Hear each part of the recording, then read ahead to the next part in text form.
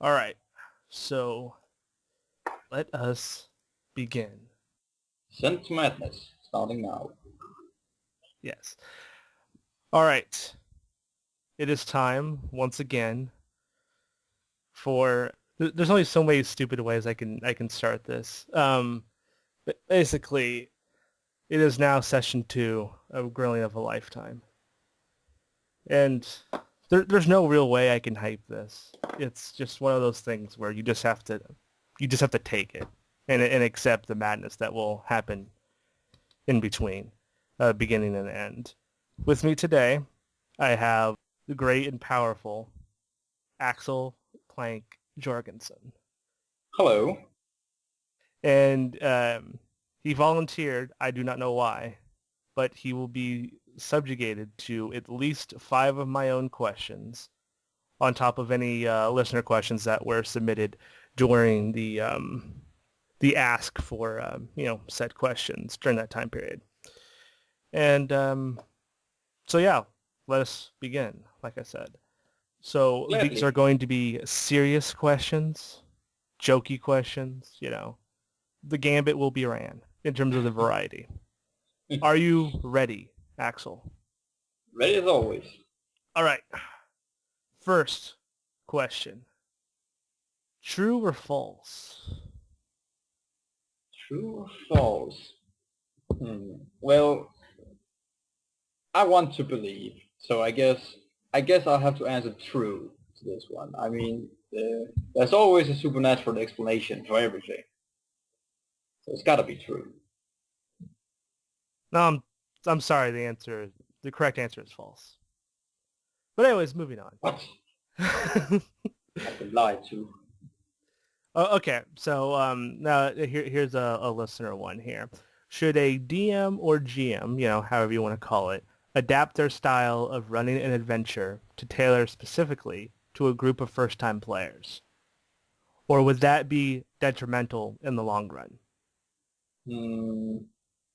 Well, I think if you, as an experienced GM, if it's not your first time GM, if you got into the hang of it, and you got new players who haven't played whatever game you decide to play, they haven't played that before, then I think you should take extra precautions, I guess, because you won't know these players' style of play yet.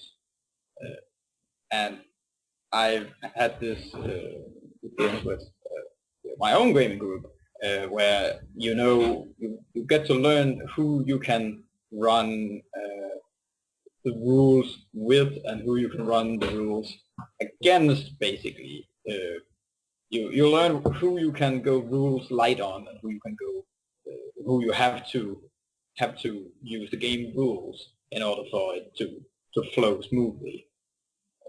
And with first time players, I think you have to be rules, not rules heavy, but you have to familiarize people with the rules. So you have to use the rules more often than you would with an experienced group, I guess. So what you're saying is, it depends. Yes, I'm saying that. I'm saying it depends. All right, but like, what would you do then? That's the most important part. Is that is exactly what you said? What you would do? Yes, I think if I was to GM uh, for a group of players that has not played either any pen and paper role playing or just this particular game that we game system that we decided to use, uh, then I think I would be use the rules as a safety net for my players so that they don't get confused as to what they can do and how things operate within the game. It can sometimes be hard to grasp for new players how what does my character know and what do I know. The player and character knowledge conflicting, which is a sin I believe everybody commits when when the first time they're playing any role-playing game. Basically, they know how things operate in the real world, but the characters may necessarily not know that, and thus you use your own knowledge, your player knowledge, as an advantage. Or maybe you've even read in the monster manual or the bestiary for Pathfinder. You basically you know the stat block of a given monster, but your character may not have encountered any trolls ever, but you know because you read in the book that it's weak, it's vulnerable to fire, and you instantly use fire against the troll. So there, as a GM, if that came up, I would congratulate the player for using the troll's weakness against the troll. But perhaps I would take it up with the player later, but not punish it in the moment. All right. So, speaking of GM, stuff, the open hand rewards the closed fist. How much control is required for you to have true agency over your character or the game if you are GMing? Yeah, I actually had to look up what was meant by the word agency in this case because it's English is not my first language, though I consider myself quite good at it. But I believe that as a player, to have agency over my character, I think that there's what's the word I'm looking for? There's the player and the GM has to have a symbiosis, like they have to be able to work off each other in order for the best role-playing experience. So, for instance, if I'm making a character for the game, then I'd usually ask into the game world that I hope, of course, the GM has prepared decently enough for me to expand on, or at least use some of the stuff that he's made for the game. On the other hand, as a GM, I actually encourage my players to look through notes and ask into things they find interesting, or even things they don't particularly find very interesting, but at least find noteworthy. I have a real life example right here because I just started as being a player in a game with some of my friends. We're playing Pathfinder, and I'm playing a goblin. First time I'm playing a goblin, of course, but I asked into how are goblins in the world because I don't want you have to bring it has to fit the game world. So if goblins are in a certain way, then you have to portray that as a player, so that you don't act all differently. Of course you can, but I find that with this GM, it has the guy who's GMing. I find that it has to have to kind of roll the way he wants you to, in terms of a character, culture, and in-game culture, and languages, races, and all that. Particularly magic too. So yeah, I asked, well, where do the goblins live? And he said, well, there's this swamp. And then I sort of expanded upon that to make my character upon. I built like a little tribe of goblins, and then I figured out some silly goblin stuff about a frog made out of stone, which was their god, and such. But let's say and he agreed to this. But let's say that the GM did not agree with the things I came up with. I said, no, you can't do this. It doesn't fit into the concept of the world. Or it contradicts somewhere in the law, stuff like that. Then I think you have to, it can hurt your role-playing capabilities and also your role-playing experience if you don't then come up with something that's nearly as good. And that can be hard if you're like really energized, hyped because you got this great idea and you just expand on it and you create this elaborate concept, and then GM says, yeah, it's cool, but you can't use it. That's a real bummer when that happens. So I think you shouldn't. Yeah, I think you shouldn't rush ahead without asking the GM first. So I think the GM has the final say and has to maintain control of the players in that way. The same way that I would do if I was GM. I would say, of course you can expand, sure, but don't make up things that contradict with what is presented. Continuity. No, no. I like that because it's. I mean, I'll try and say it in like a more condensed way, like in terms of like what I'm hearing from you.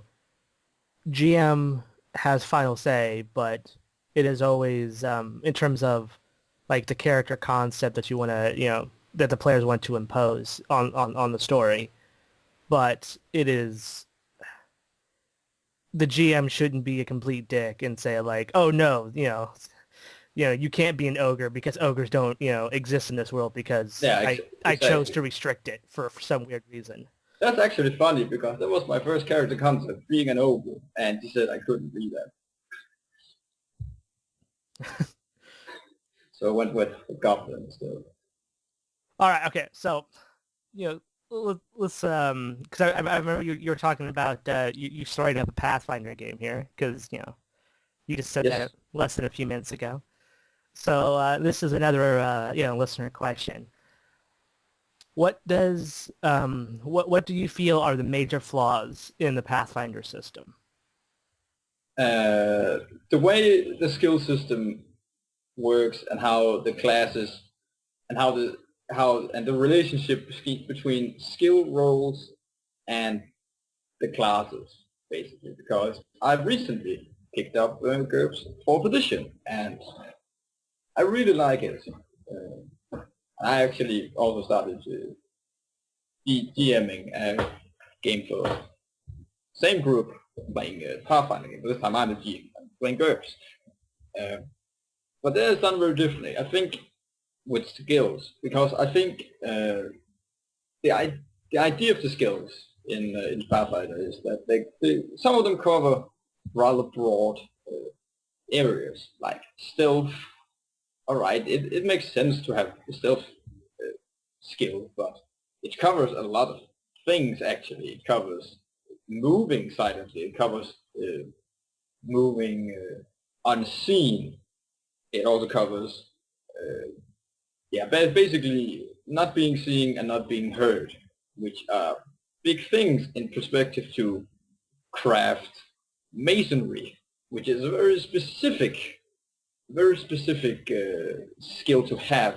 And also I think the way that class skills are handed out differently to all the classes is handled very good in some cases and very, very unbalanced and very, very unevenly in other cases, like with the barbarian and the fighter. This is my Pathfinder. This is where the two classes really get in the blender for me, because they are quite similar, being that they are, well, warriors. Barbarian usually, of course you can create a character that's barbarian and not a fighter, but the entire class is focused around the rage class feature, and lots of strength equals lots of damage, meaning you smack people around like you're an Incredible Hulk. Mm-hmm. And the same thing with the fighter. The fighter just gets all the bonus feats, which is neat. But the thing I don't get is that the barbarian gets 4 plus intelligence modifier in skill ranks, and the fighter gets 2 plus intelligence modifier and skill ranks per level. And first of all, I think it's very uneven because I don't see why. I don't see any thematic reason for fighters not being as quote-unquote naturally skilled at stuff like the barbarian is. I really don't. And this has caused a lot of arguing between me and the guy running the Pathfinder campaign I'm in right now, because he thinks he has his own reasons for it, and he's saying that it makes sense because the barbarian is he has to adapt and survive in an uncivilized world because that's where most barbarians come from. I said yes, but the fighter, he is civilized.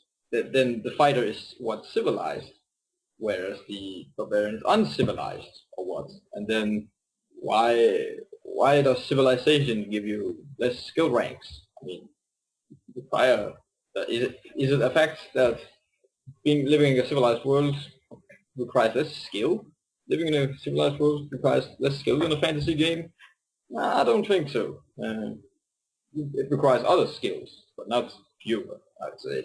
But that's where I like GURPS, because there's no skill ranks per level. There's no levels, really. So you can it evens out there. Also because in Pathfinder, classes with many natural skill points, whereas 4, 6, or the rogue with 8 plus intelligence modifier per level in skill ranks, usually outshines characters with lower skill ranks per level, simply because of the skill ranks and not because of what the class brings to the game, brings to the party. For instance, wizards being intelligence-based, it makes sense. They get a lot of intelligence-based skills and class skills. Makes sense. But they get +2 plus intelligence modifier, which is fine. Sorcerer gets this too, but he has a lot of charisma-based skills as class skills, which makes sense. I guess he's charisma. The sorcerer is usually charisma-based, but it just disconnects for me, because then you have to invest in the stats. You have to invest more in intelligence if you're using point buy to get more skills, and sometimes intelligence is not beneficial in other ways than it gives you more skill points, and that's where classes with many skill points per level gets an inherent advantage over classes with low skill points. That's why I usually don't play a fighter or sorcerer, or even a paladin. So, what would you what would you think of the game if they just took the story out of it, where it was just like a skirmish game, where in terms of like all the rules that are currently there? So basically, it turned into Diablo. As in, do you think it would still, run well if it was just pretty much like a war game with those kind of stats? Oh. Or like a board game, something like that. Well, I think then min-maxing would be more encouraged, of course, because then there is a clear, definable objective. I guess I assume that would be presented, and then you can make your character more specified towards that. Because when you start a campaign, you don't usually know what the campaign story is about, the objective, so to speak, the goal your character has to achieve in order to win over some adversaries. And that's where skills come in, because it's very practical to have high perception and high stealth and have knowledge skills at your disposal, because they give non-combat, they also have non-combat applications, which class abilities usually are only combat orientated, and skills don't. So don't have that. So a class with many skill points per level is generally more flexible, being in and out of combat, being viable as such. Like fighters, if it was a war game, then the fighter would be very, very good to an extent, because he's held back by his lack of skill points. Whereas the barbarian would be better, because he has more skill points. So even there, if it was only a war game with miniatures, then this problem would still be there. That seems legit. All right. Now on to a more silly question here. What is the strangest death you've witnessed in a game? You know, in terms of character death. Or even not character death, just strangest death in general. Well, I haven't seen any people die in real life. I have had relatives that died, but I wasn't present at the time of death, so yeah, no real deaths. But in gaming, role-playing games, I've had, yeah, I have. There've been a couple of characters that died, but not my characters, but there've been a couple of characters that died in not as strange but unusual ways, because, well, that's the one where I was DM and I murdered someone by, I slaughtered the paladin, basically, because they were fighting this summoner, which is a class from the Advanced Player's Guide in Pathfinder. It's very broken. Alright, that's out. But his paladin was around 5th level. 6th. Yeah, he was 6th level, and he charged the summoner's Eidolon, which I'd made for the summoner. And he charged, and he hit it, smited everything, did a good chunk of damage, and on the next turn the Eidolon not only brought him to negative hit points from full hit points, but it actually dealt enough damage to outright kill his character. In one round it murdered him, and he was the beefiest of all the characters in the party. And there I realized the flaw. This knight in scale mail and shining steel sword and shield, charging this giant cross between a raven and a gorilla that was 10 feet tall, and then he just got obliterated. It practically ate him. That was jaw-dropping from everybody, including me, because I had realized how strong it actually was. So I was surprised that it actually managed to kill him. Also, another death was in the previous Pathfinder campaign I played, where, and that's actually funny because it's the same player's character that died that time around, where all of us, the other players, turned against his character and had our hobgoblin retinue of guards also turn on him. Basically everybody present, players and NPCs, turned on this one guy while we were in a floating tower that we could navigate around the world. And he did something to corrupt the power source at the upper level, which powered the tower. So it was basically falling apart. And while this tower, flying 3-story tower, is crumbling, around 9 people are trying to drag this half-elf from under a bed and trying to stab him. And we succeeded. And then the rest of us died because the tower crashed.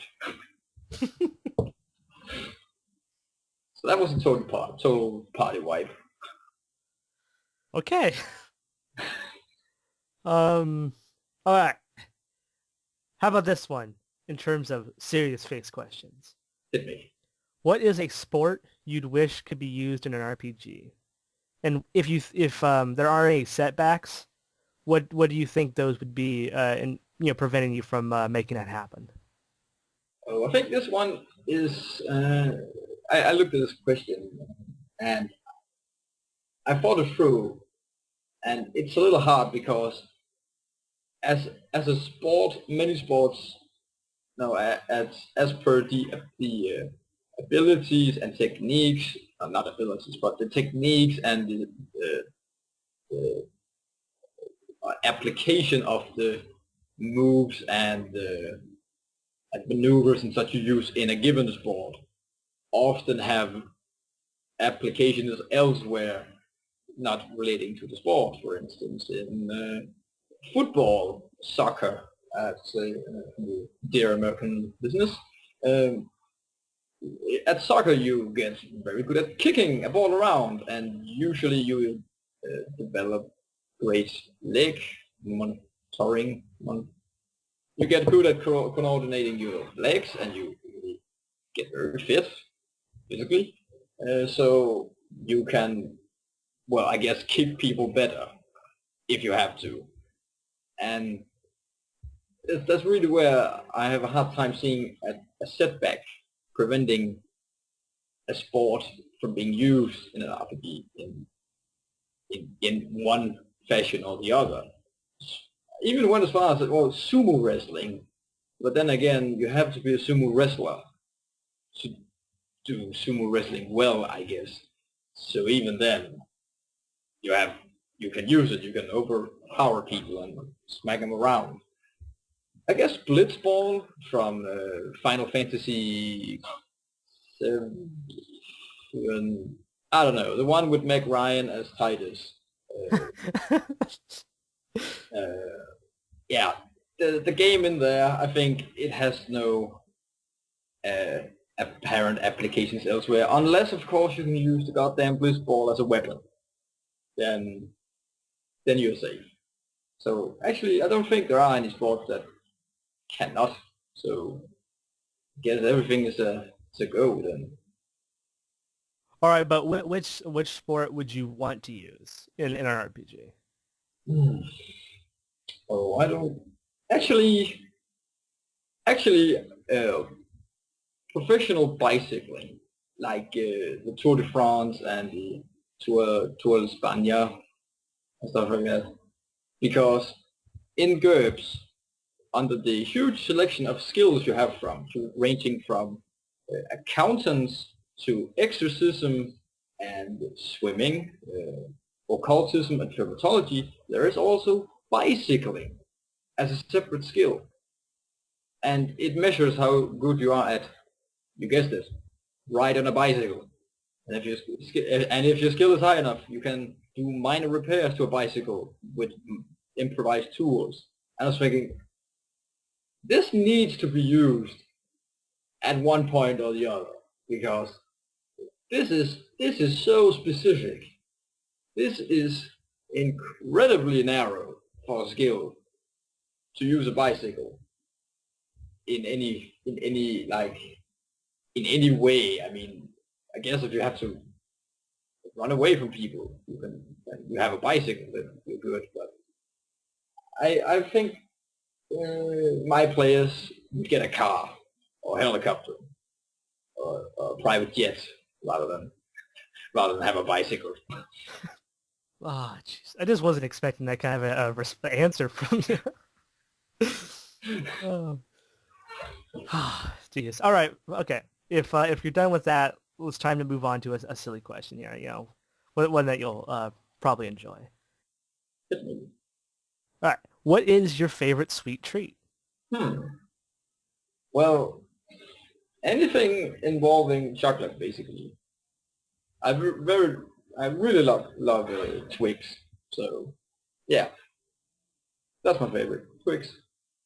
And if I can have ice cream too, that'd be awesome. But Twix is fine. All right. One more listener question here. How is the gaming scene in Denmark? Well, I'm not particularly aboard the huge Danish mothership of gaming, because I've not yet been to the Danish gaming convention called Festival that's here in Denmark, where Danish role-playing gamers from around the country and from Sweden and Norway, I guess. Rather, I haven't been there, but they sit around for an entire week of gaming and events and stuff like that. And one of my friends, he attends. He's there yearly, and he says it's great fun. But he says that the it's basically like any other convention, gaming convention, where there are people who are assigned to be GMs, and then they have a table, and then you write your name, and then you join up to these tables, and then you play whatever is at the table. And the dominant game type there is apparently systemless or very, very rules light games akin to improvised drama, basically. Mm-hmm. I find that a little not it's not discomforting, but it's just very different from using dice, which I guess most pen and paper gamers are familiar with, using dice to determine outcome of events and using your abilities or whatever. But using this drama, the pre-style drama, is can make complications if you have special powers, like, I don't know, if you're a Charles Xavier from X, then that wouldn't, then I think there has to be some guidelines, else I'm going to erase everybody's mind that I meet because they could be a potential enemy. But on a related side note, here's I think that I don't think a lot of other countries in the world has, because here in Denmark we have a phenomenon known as the boarding schools, which is basically like you can, rather than take 9th, 10th grade in normal public school, you can attend a boarding school for either 9th or 10th or both. And in Denmark we have a role-playing boarding school where basically every subject there is worked into some role-playing related scenario, and it's actually one of the best 9th and 10th grades in the entire country, which I think is impressive, given the every school, all the school material has to be processed into something role-playing related. Like in mathematics, they are usually engineers during the Renaissance or the Middle Ages, so that they have to build catapults or calculations for catapults or swing arms or fall bridges or whatever. I think that's actually quite impressive. That actually that is amazing that would even be considered for schooling. Yeah, exactly. Yeah. You can Also, they have rather than having sports, they have LARPing, live action role playing. Go figure. All right. Okay. uh, that's just so. The gaming scene in Denmark is enough to have a boarding school for RPGs. Yep. Yes. It apparently is. It apparently is. That's how much it's thriving. You know? Apparently. Apparently. Okay, so if you could shape your imagination into a form, what would it be and why? It's gonna be something straight out of H.P. Lovecraft's Cthulhu mythos, no doubt, because my imagination scares me sometimes. I am really, really frightened of going to the dentist because I watched some scenes from a movie called Outrageous, which is about I don't know, some jacuzzi gangsters or whatever, and how they run around. And there's a very visual scene about the two of these mobsters meeting another boss, gang boss at the dentist. And my imagination runs out of control, and every time I go to the dentist, I'm afraid get a similar treatment. I'm not going to go into detail here because it is quite graphic and very nasty in that regard. Also, I've just watched the movie The Fourth Kind, and yeah, I have trouble sleeping now. So it's straight out of Lovecraft. I guess it'd be the Elder Thing, to be very specific. It's the Elder Thing because, my god, that's one of the strangest shapes of a creature I've ever seen, and my imagination really gives birth to abominations inside my mind sometimes. All right. Now, this is a listener question, and they wanted to know because, they've heard some things about you. Oh no. Is it true you are a wanted fugitive in 6 countries for unpaid library fines and parking tickets? Not only that, but I've also been, there's also in the Netherlands, I've run away from court because I threw a lot of crumbs, a lot of breadcrumbs at a man in particularly Amsterdam at the big plaza before the town hall. There is a lot of men and a lot of women basically dressed up in different costumes, ready to pose and tourist pictures. And I accidentally took an entire loaf of bread, crumpled it up, and yeah, he broke both arms and got a disjointed spine from pigeons. Okay. And now, second to last question. Hope you can handle this so far. Go. Who is better, Axl Rose or you? Who? I think that answers the question.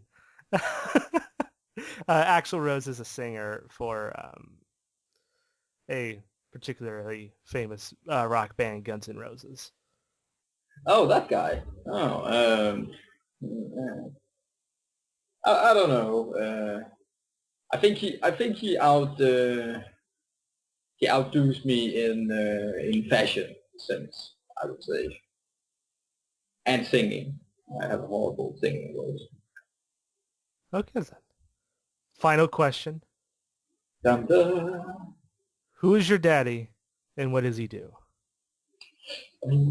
Right out of the good Arnold Schwarzenegger mythos.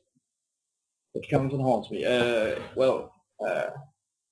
My father's name is Peter, and he is a chief engineer aboard the huge container ships, trafficking containers from far Asia to Europe. So that's what he does. Yeah, that's cool. So, Axel, you have survived the grilling of a lifetime. How do you feel? I feel pretty good. I feel that this will connect with a lot of people out there. They'll know my pains, and they'll reach into their own hearts and see that across water, oceans of time, we are not so different after all. People suffer like me. And on that note, we bid our listeners good day.